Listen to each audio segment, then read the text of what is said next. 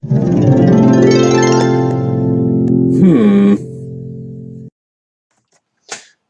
my lovely people, and welcome to Owen's Mind, a light-hearted trip through the contents of my head and the world in general. It is Tuesday, 24th of September. My name is Owen, and here is what is on my mind today. So, first things first, I hope you all had a good weekend. Mine was good, and I hope this new week is treating you well. So, as usual, I've got 5 stories to talk about, but before I get into that, I've got a little bit of housekeeping to do. So, number one, an apology. I need to apologise for being an idiot, because, and in my defence, this is video number 5. I uploaded the first 4, and like I said in some of them, it's more, the first 4 were like a technical exercise to see if I can nail the green screen and the software I'm using to actually put these videos together. So, recorded all 4, put them online, and then realised, you know what, I've referenced these articles, and I've told you to go and check them out, but I've not provided you with links for them.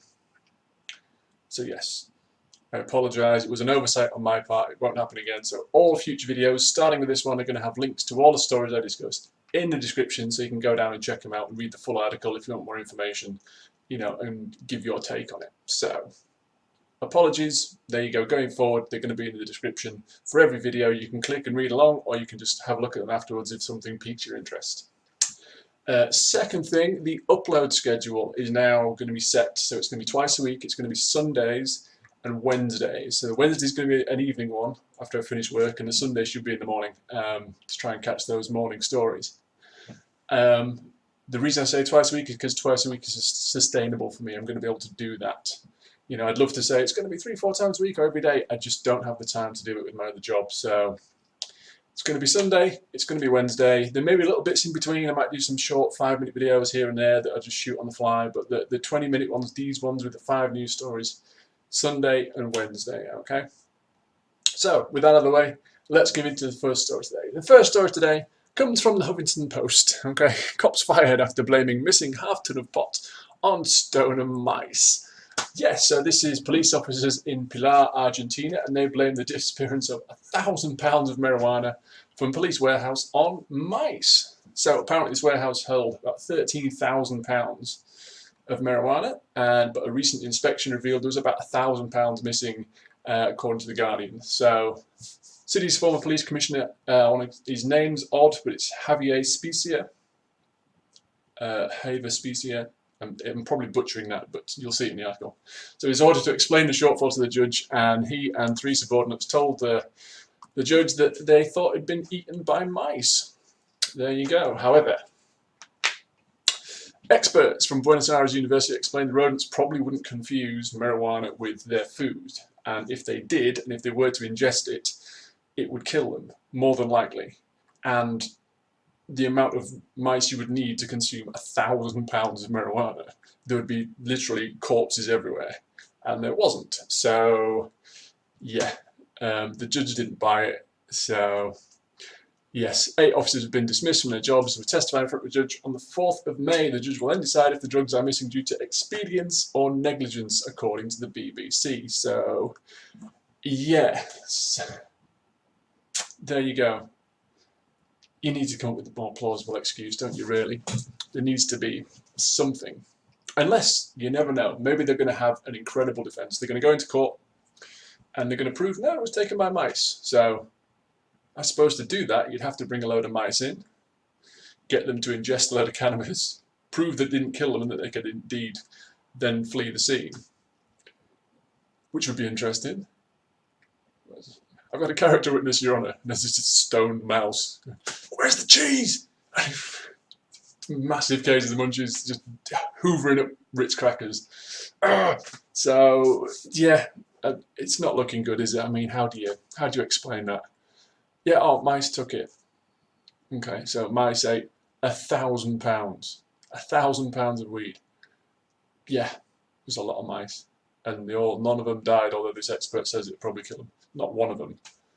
Nah, they just, yeah. I mean, they'd just be all laid around, wouldn't they?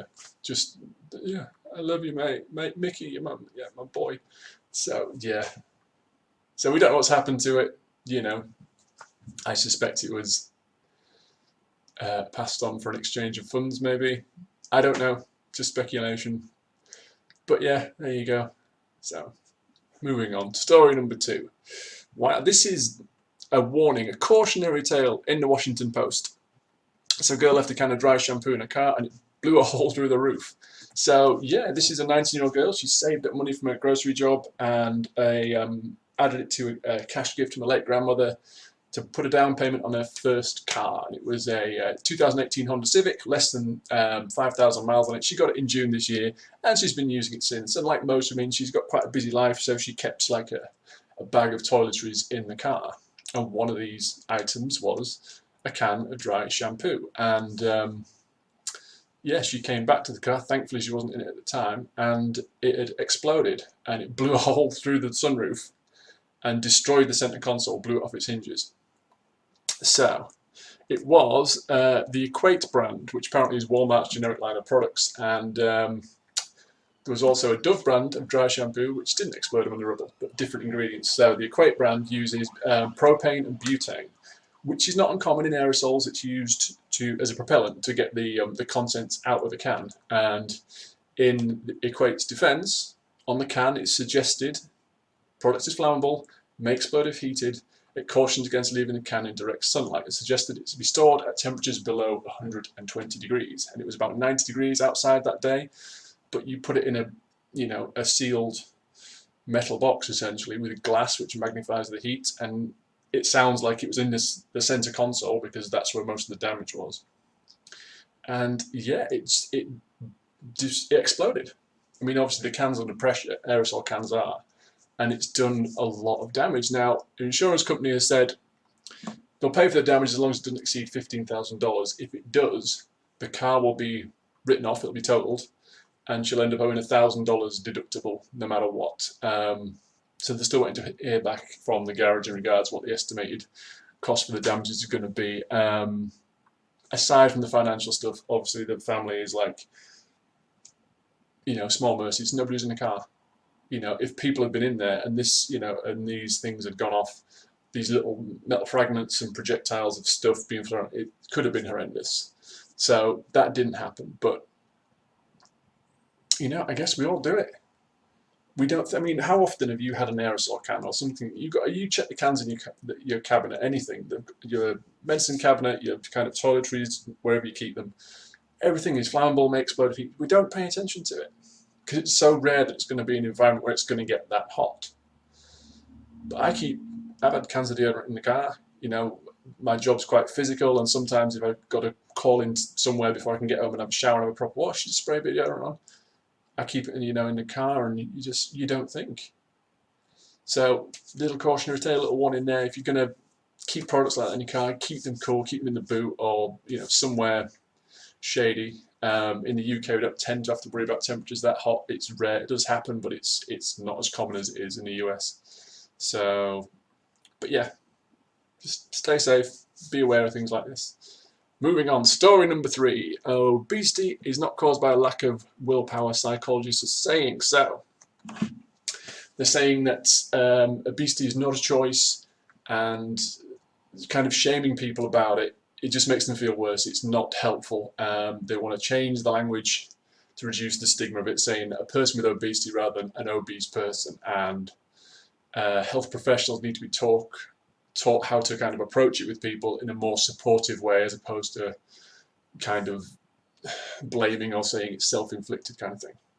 But obesity levels rose by 18% in England between 2005 and 2017. Similar amounts in Scotland, Wales and Northern Ireland, meaning, this is BBC News by the way, that 1 in 4 UK adults is obese and nearly 2/3 are overweight or obese.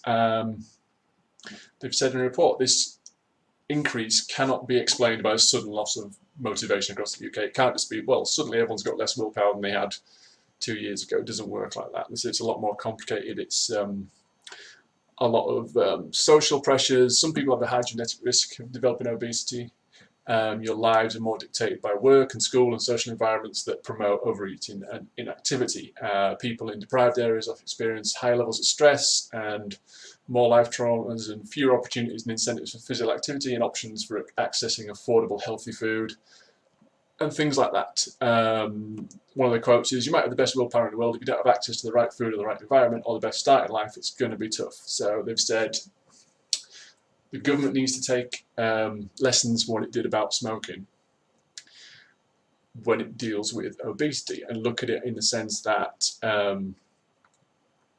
British Psychological Society Chief Executive Saab Bajwa, BAJWA, said, it's taken action at all levels for decades about smoking.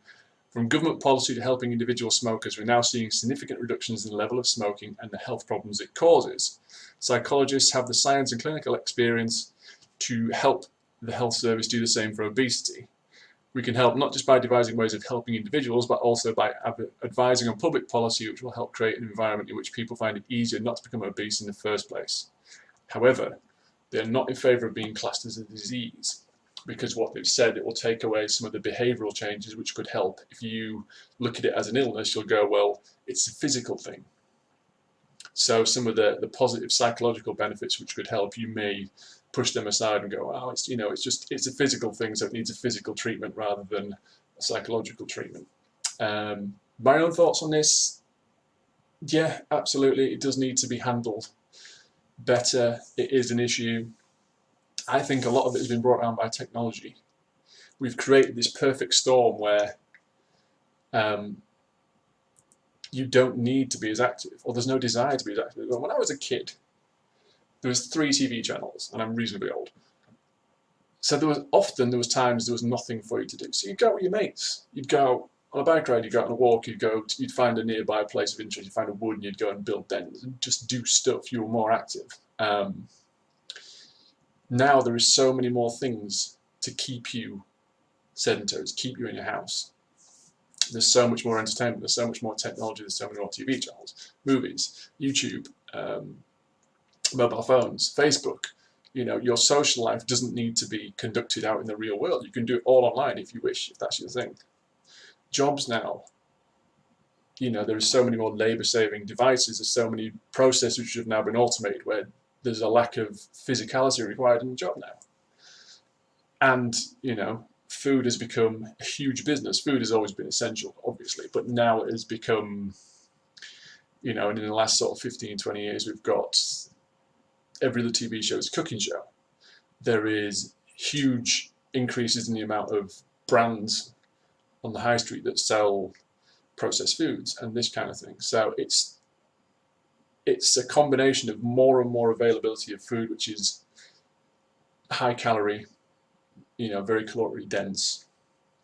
Affordability, because it seems to be cheap. You go to the supermarket, what's on offer is 2 for 1 on this 12-pack of crisps, or these ready meals, and then it's and fruit and veg it's getting better, but it's not quite there. So there's more options for taking calories in, and less incentive to get them off because you don't need to be as active as we once were. So, yeah, my thought has always been this: if, say, you're a manufacturer and you make a product, shouldn't there be an onus on you to make that product as healthy as you can? Because you do this, if you come up with a food product, a meal, a ready meal or something, and then they'll sell another one that's got 10% less fat and 5% less salt, and it's like, well, if that's clearly a better, healthier recipe, why isn't that your main product? You know what I mean? It just feels like there shouldn't be an option. It should be, you are responsible. If you can make a product, you're responsible to make it as healthy and nutritious as you can. But then again, I'm a bit of a hypocrite because there's loads of unhealthy things, statistically unhealthy, which I really enjoy. I'm glad there's plenty of sugar and fat in it because fat is taste. So, yeah, I think it needs to come from all sides. It can't just be the individual's responsibility. It needs to be manufacturers, it needs to be government policy. And hopefully we just need to find more of a balance between how active we are and how much time we spend, in front of screens. So yeah, there we go. Moving on. Story number 4. Moving on rather inappropriately from the previous story. Nestle is launching a luxury handcrafted Kit Kat in the UK. So custom-made chocolate bars set to cost up to £14 each. So just a little caveat to that. The range will be sold at the Kit Kat Chocolaterie, which includes several special edition flavours like gin and tonic, cherry bagel, Earl Grey, and they'll cost £7.50 each. It's an 8-finger bar. You've also got the opportunity to create your own, and these will cost up to £14, with over 1,500 flavour combinations on offer. Custom-made Create Your Break Kit Kats will be 8-finger bars, which will offer a choice of milk, white, dark, or ruby chocolate, and 3 ingredients like salted caramel chunks and rose petals and this kind of thing. They're going to be sold at the Chocolaterie. It will be individually made. Customizable packaging will let customers have personalised names and messages printed on the front of the packs. And the premium Kit Kats go on sale at 30 John Lewis department stores and Chocolate Store in York later this week. An online store is going to be rolled out in November. Brand spokesman said, Kit Kat is our biggest brand, and this is the biggest news for Kit Kat since the introduction of the Kit Kat Chunky exactly 20 years ago. That's Rabia Khan, head of Kit Kat Chocolaterie for Nestle UK and Ireland. And they said that in a press release on Monday. So, yeah, posh chocolate, if that's your thing. I mean, the fact that you can customise the packaging says they're clearly going for like a gift thing. You know, so put together your favourite flavours, put your packaging, you know, happy birthday, happy anniversary, you know, if you got somebody, a chocolate lover, you know, gift for a friend. So that's kind of where they're going with it from, I guess. And, you know, high-end chocolate, why not? If that's your thing, if it's, everything has a price point, and if it falls within yours and you're prepared to pay it and you think it's worth it, then why not? Yeah, so classic Kit Kat, now being updated, luxury versions available. Yeah, I don't mind a Kit Kat. I'm not sure I would go out my way to have a posh one, but yeah, why not? See, Americans get the better brand. In the UK, we don't really get a variety of Kit Kats, although they're manufactured, you know, in Nestle in the UK. We get the standard one. I think there's a mint one and bits and pieces. But if you go to some supermarkets over here, they've got an American aisle, and you get all kinds of flavours. And the Japanese ones have got all kinds of flavours as well. So we don't get the range that the rest of the world gets anyway. So if they're bringing this in and we get to try different stuff and different combinations, well, why not? Why not? Final story of the day. This is in the Daily Mail. Footage has come out. Excuse me. Of, crazy story. A man helping himself to jewellery from a smashed shop window while talking to shoppers on the high street. So this happened on Saturday at Chisholm Hunter on the high street in Bromley. And an individual took a hammer, punched a hole through the window and just started reaching through and grabbing luxury watches and things out. There's footage, again, link in the description so you can go watch it. It's on the Daily Mail site. There's a woman standing next to him going, you know, there's people, the woman filming it is like, is this guy for real? Because it's broad daylight and it's a busy high street. And he's just, and he starts grabbing stuff and this woman's over there and she's, fair play to her, this is a guy with a hammer who just punched a hole through a jeweller's window. And she's like, are you seriously just going to take that stuff? And he just carries on. And she's like, really? It's taking a watch is, you know, it's the most British intervention in the world. She's just like, you seriously, and it just shames him into trying to leave it anyway.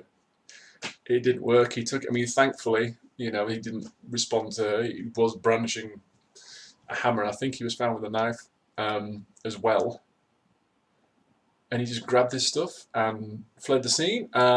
Thankfully, Metropolitan Police said the man was arrested before being charged on Sunday.